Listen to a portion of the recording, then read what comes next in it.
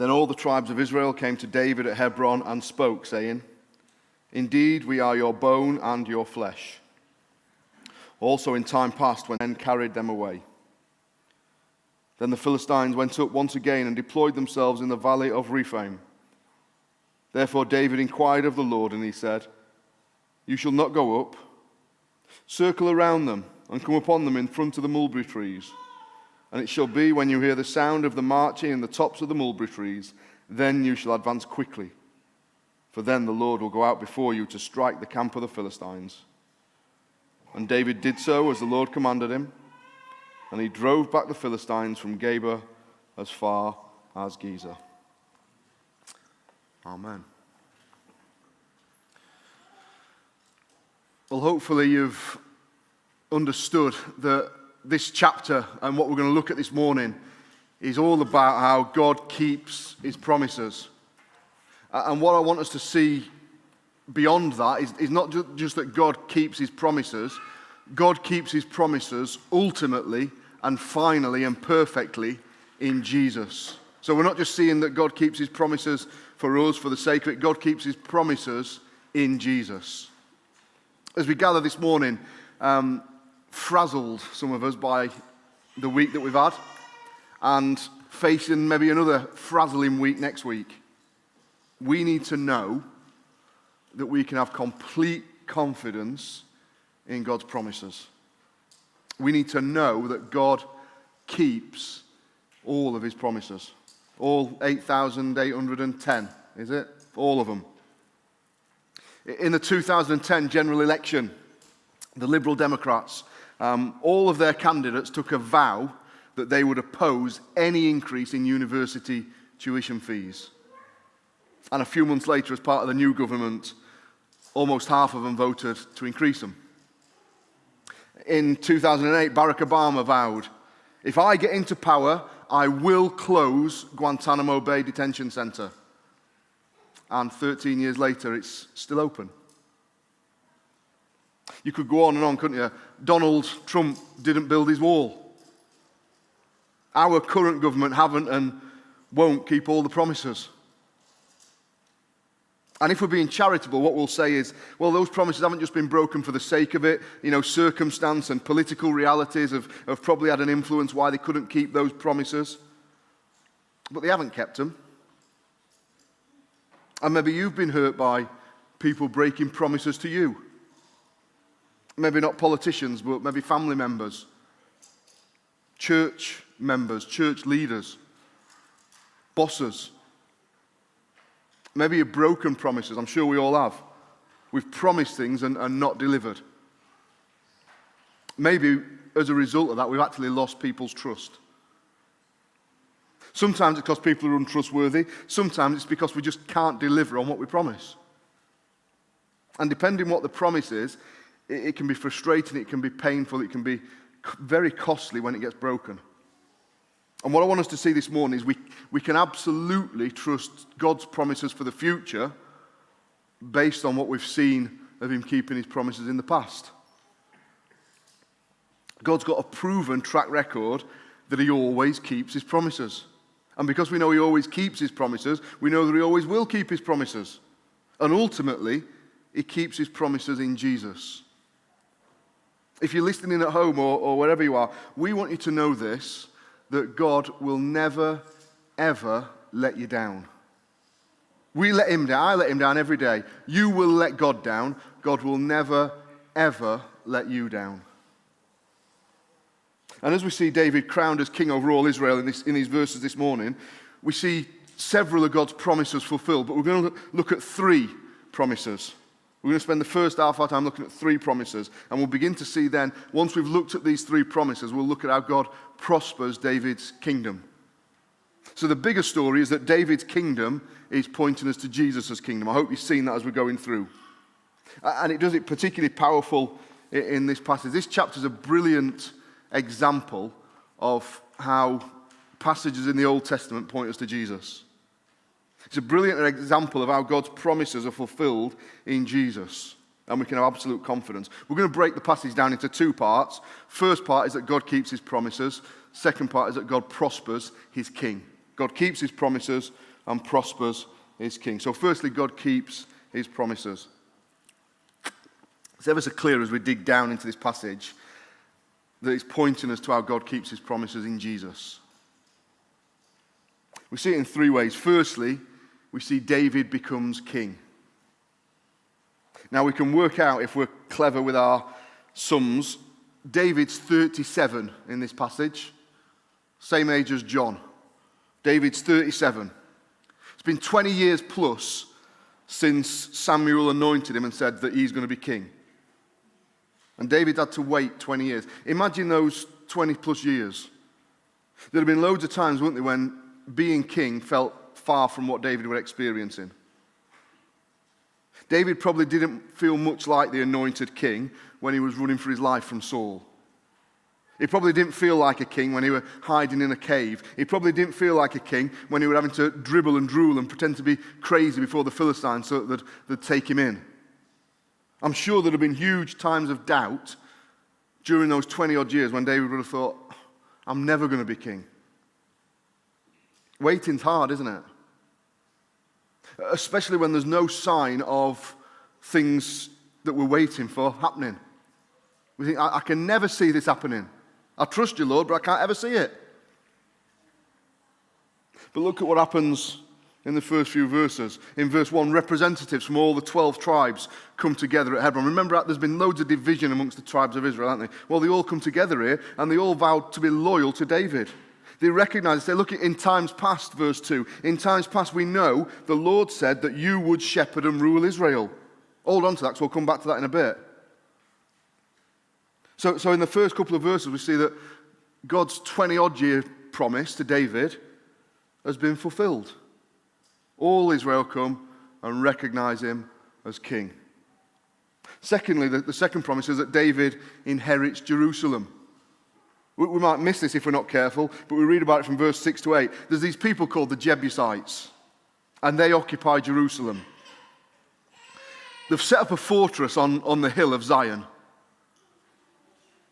And as David and his troops approach, the Jebusites mock them. And they say, even our blind and lame can repel you. What they're saying is, even our weakest people, we don't even need to put our best soldiers out, David, our weakest people will defend Zion against you. Zion was a mega fortress. It was on a hill, it was high walls, it was steep, it was pretty much impenetrable, and the Jebusites felt unbeatable. So they say to David, even our weakest will defeat you, David, you've got no chance. There were even a water tunnel from this fortress in Zion that ran down to the river, so even if there were a siege, they could get water supply. And David says to his men, whoever climbs that water tower and defeats the Jebusites, I'll honor you. And they do. The water tower that had been built to bring water and protect the city, David's men climb up it and they take Zion, defeat the Jebusites, and establish Jerusalem as the capital of the kingdom. First time that had happened. What's the significance of that? Well, in Genesis 15, God had made the promises, some of which Gary talked about, the promises and the covenant with Abraham. And God had promised to Abraham, amongst other things, he said, I'm going to give you a land of your own. And God lists all these nations, and he said, I'm going to drive out these nations from before you, and you're going to have the land. And the last name on the list that God gives Abraham in Genesis 15, the last name is the Jebusites. So in this list of nation and people that gets repeated, it gets repeated in Genesis, it gets repeated in Exodus, it gets repeated in Numbers. All these nations, the same nations, God says, I'll drive these people out and give you the land. And we come to this time in 2 Samuel, and every nation's been defeated, every nation's been driven out almost. In Joshua 15, we read about this conquest, and Israel undertake this massive conquest of the land, and they throw out all the nations. But the chapter ends like this in Joshua 15. But as for the Jebusites, the inhabitants of Jerusalem, the children of Judah could not drive them out. The Jebusites dwell with them at Jerusalem to this day. In Judges 1, there's a similar story of conquest, and that chapter ends, but the children of Benjamin didn't drive out the Jebusites who inhabited Jerusalem. The Jebusites dwell in Jerusalem to this day. See, Israel had tried and tried and tried. They couldn't defeat the Jebusites. They were the last enemy within the land. And this 1,000-year-old promise hadn't happened because they couldn't defeat the Jebusites. But God's king defeated them. A 20-odd-year-old promise, David, you'll become king. Now a 1,000-plus year promise, your enemies will be defeated before you and you'll have the land. There isn't an expiry date on God's promises, is there? Sometimes we have to wait a year, 10 years, 1,000 years, 2,000 years. God's promises do come to pass. And finally, we see one more promise fulfilled. And we read about it from verse 17. I'd love to have spent more time on this. But the Philistines had been a plague to Israel for centuries. They'd bullied them. They'd persecuted them. They'd killed them. They'd occupied them. And the Philistines in the Bible, they're a picture, just like Babylon is when we come to Revelation. They're a picture of everything that represents the enemies of God's people. They're a picture of secular society. They're a picture of all the other religions that impose themselves and bully Christianity. They're a picture of Satan's kingdom. They're Israel's greatest enemy. You know, that captured the ark and defiled it. That harassed Israel. That killed Saul. That killed Jonathan and stuck their heads in the cities. But in 2 Samuel 3 we read that God had promised to deliver the people from the Philistines through David. And here it happens. And even in it happening, David says, Lord, what should I do? Should I go? And the Lord says, go, and I'll deliver him. And then David says, what should I do? And the Lord says, stay, and I'll deliver him. And God keeps his promise to David, and David routs the Philistines, and the Philistines are never, ever a threat again during David's reign. 3 promises, one 20 years old, one 1,000 years old, and another, I don't know how many years old, but against their ancient enemies. There's no expiry date on God's promises, but he does keep all of his promises. And more than that, I want us to see that the way God keeps his promises is through his anointed king. All these promises this morning were kept through God's anointed king, David. But all of God's promises ultimately are kept through his anointed king, Jesus. And that's what I think the second part of the chapter is about, how God prospers his king. And we see it from verse 9 to 15. Just to explain the structure of the passage, the 3 promises we looked at, they all happen at the beginning of David's reign.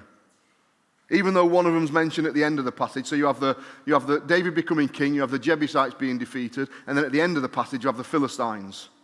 Well, all those 3 things happened at the beginning of David's reign. But verses 9 to 15, they're a summary of the whole of David's reign. So in the middle of this chronological period, we step back and we say, right, let's have a look at David's reign as a whole. And that's what verse 9 to 15 are. A summary spanning the 33 years of David's reign as king. And the picture they paint is this: God prospers his king. God builds his kingdom. And firstly, we see that's what happened. David builds up Jerusalem. It wasn't a very big place. You know, the hill of Zion's his fortress. But God has established his king on his hill of Zion. And we read that David's family and David's household grow. And he builds the stronghold all around Jerusalem. He extends it, if you like. So Jerusalem isn't just this stronghold. Now it becomes a great city. During David's reign, it becomes a great city, and God's blessing his king. We read in verse 10, the Lord of hosts is with David. So at some point in David's reign, the king of Tyre, he sends down a load of cedar trees and a load of carpenters and masons, and they build David a house. And we read verse 12, this is ever so important, this verse, that David knew that the Lord had established him as king and exalted him as king for the sake of his people Israel. Really important verse that is. Why did God raise up his king? For the sake of his people. David understood God had put him in the position he was in for the sake of his people. David was to be a king unlike other kings. All kings were served. But David was to be different. David was to be a servant king. All kings told people what to do. David was called to shepherd God's people. And I think in that we see such a clear pointer to King Jesus, don't we? Why has God exalted Jesus to be king? Well, he's done it for the sake of his people. In Mark 10, we read that Jesus is the servant king. Even if we look at verse 1, as the tribes come to David, they say to David, "We are your flesh and your bone." Where else in the Bible do we hear that language, "We are your flesh and we are your bone"? Well, we hear it first in Genesis 2. We hear it in Ephesians 5. And what it's saying is this, that David was to be, to Israel, a faithful husband to his people. David was to be their protector. David was to be to the people everything that Jesus is to us. He was to be their leader, he was to be their shepherd, and he was to be their husband. And we see as well that David prospers as his family grows, and this bit's a bit difficult. The fact that David's family grows is good. It's a blessing from God. It's a point to how Jesus' family will grow. But the way that David's family grows isn't good. And it reminds us of this, that our search for leadership, our search for a shepherd, our search for deliverance never comes from people. Because people are sinners. David's weakness shows us we need a better king than David.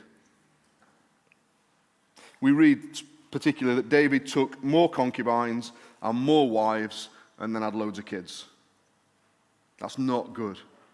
Ultimately, that would prove to be David's downfall. Now, it was permitted to have more than one wife, but it wasn't advised. There were political reasons why they might take another wife. You know, they might enter into a covenant with another king.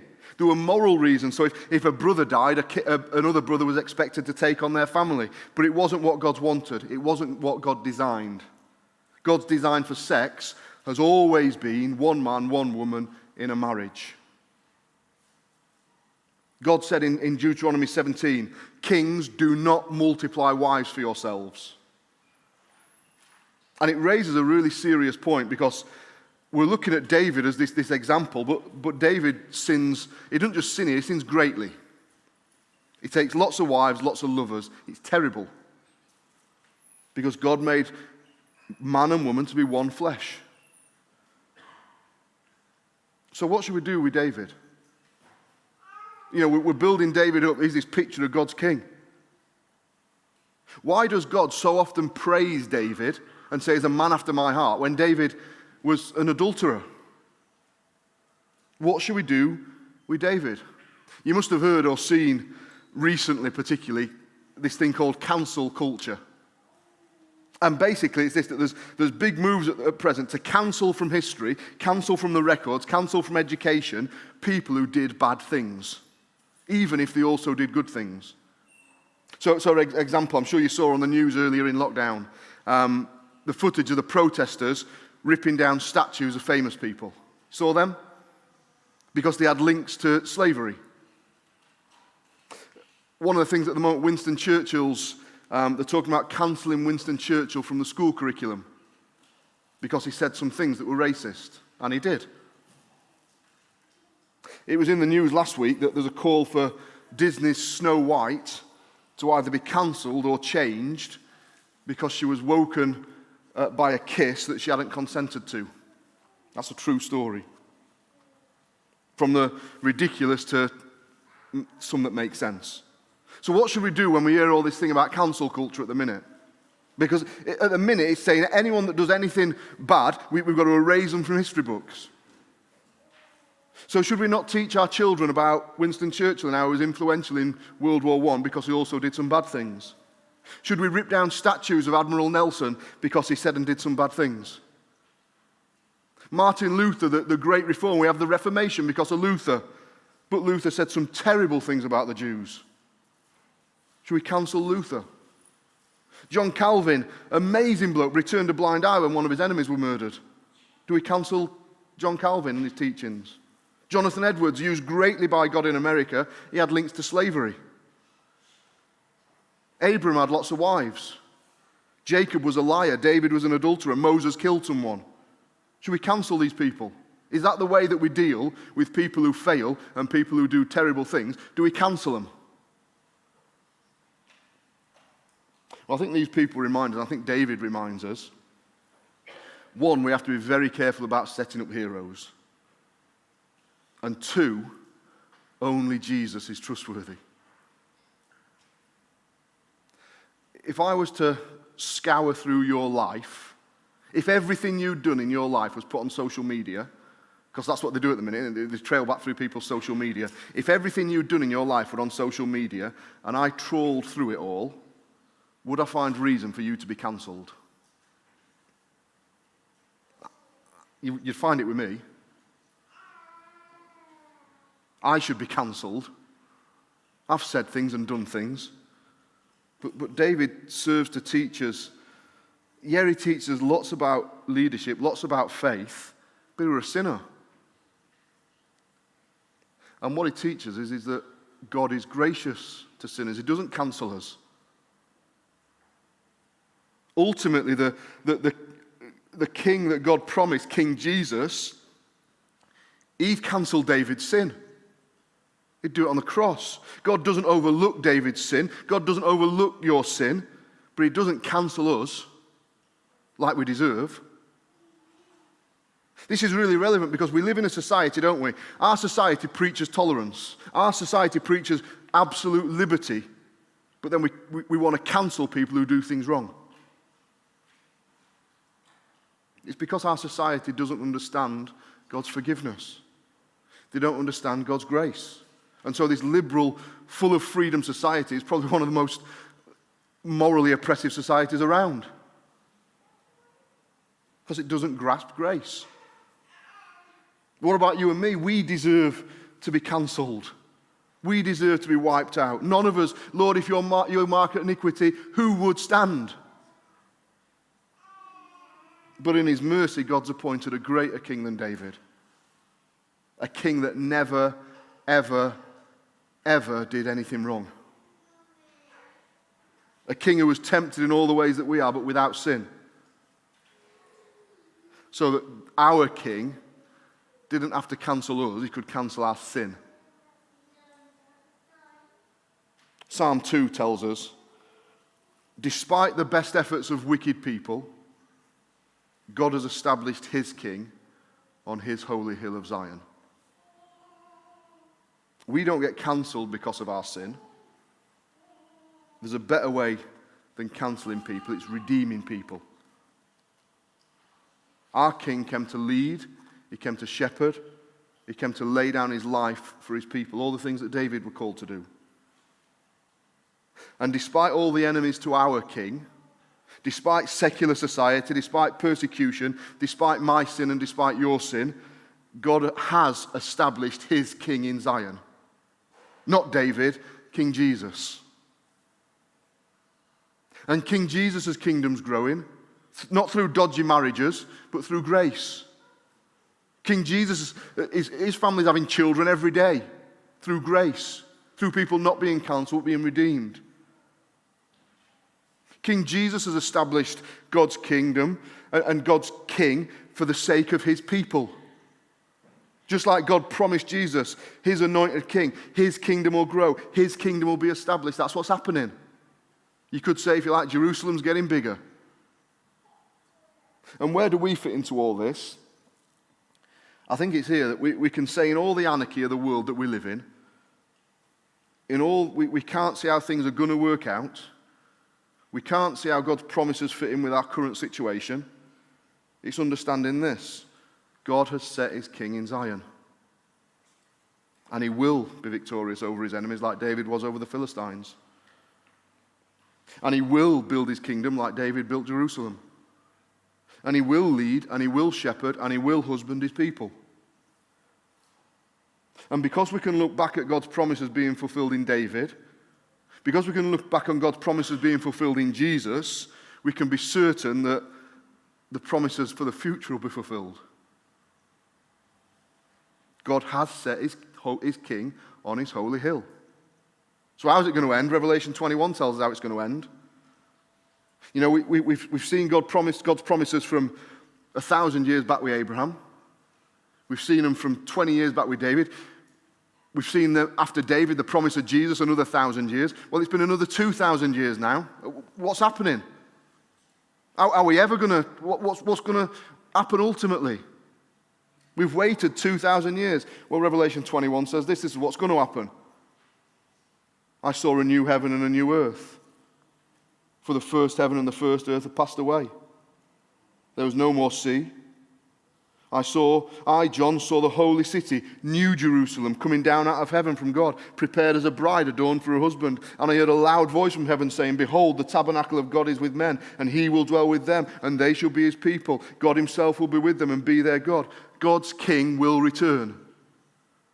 And when he returns, he'll bring with him all of his family up from over the centuries. And he'll gather all of those who are his family who are still alive and love him. And he'll gather us all. And Jerusalem won't just be a city that's been extended a bit. It'll fill the whole earth. God kept his promises of 20 years to David.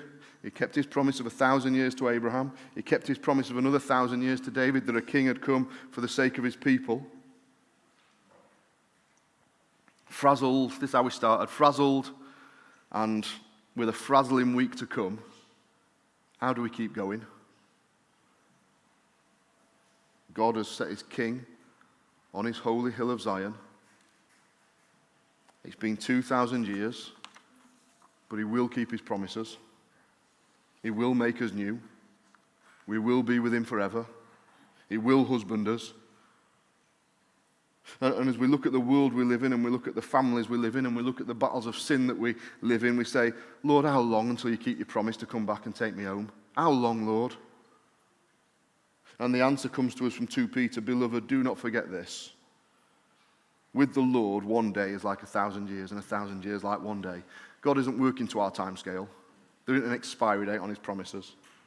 The Lord is not slack concerning his promise, as some count slackness, but he is long-suffering, not willing that any should perish, but all should come to repentance. The reason Jesus hasn't kept that promise of returning yet is because he's giving people time to be saved. But Peter goes on, but the day of the Lord will come. The day of the Lord will come. One day God's king will return, and he'll take us with him to be on the new earth, as the new Jerusalem forever. So as we gather this morning, frazzled by the week we've had, with another frazzling week to come, we need to know that we can have confidence in God in absolutely everything, because God keeps his promises. We're going to sing that we can stand on every promise of his word.